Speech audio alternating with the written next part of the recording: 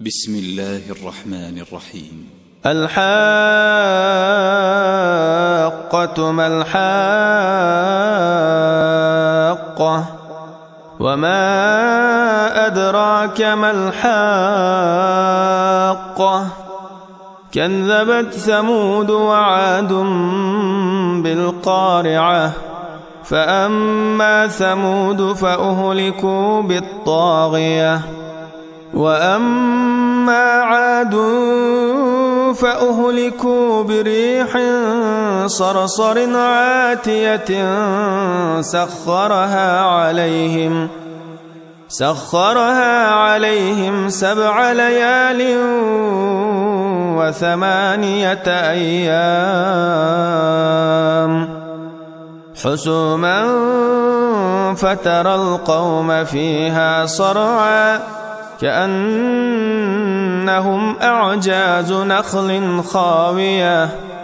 فهل ترى لهم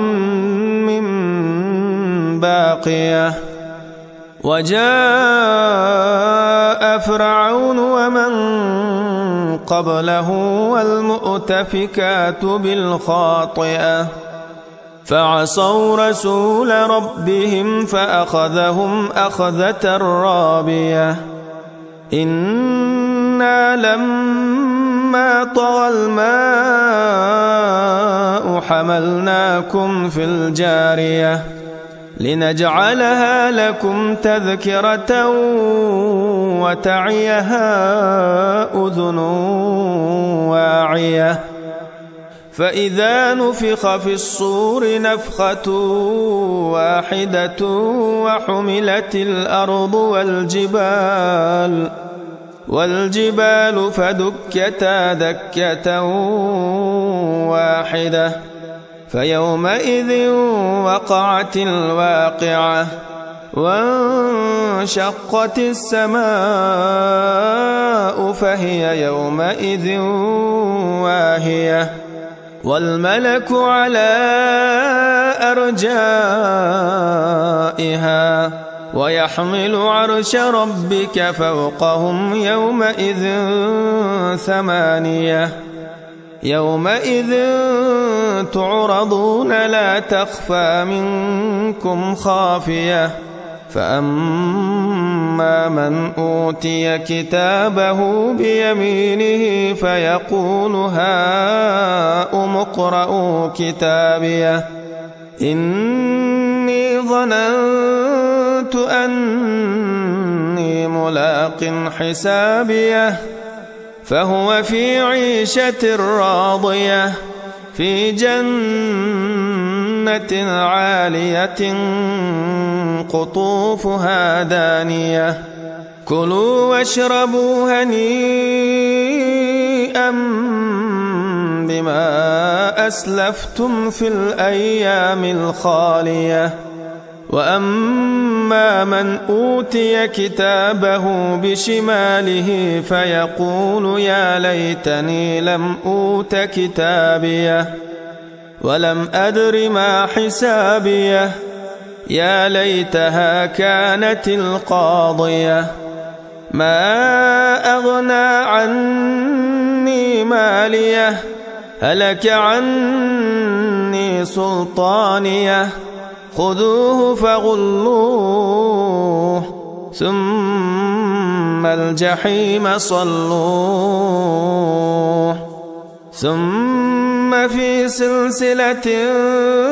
ذرعها 70 ذراعا فاسلكوه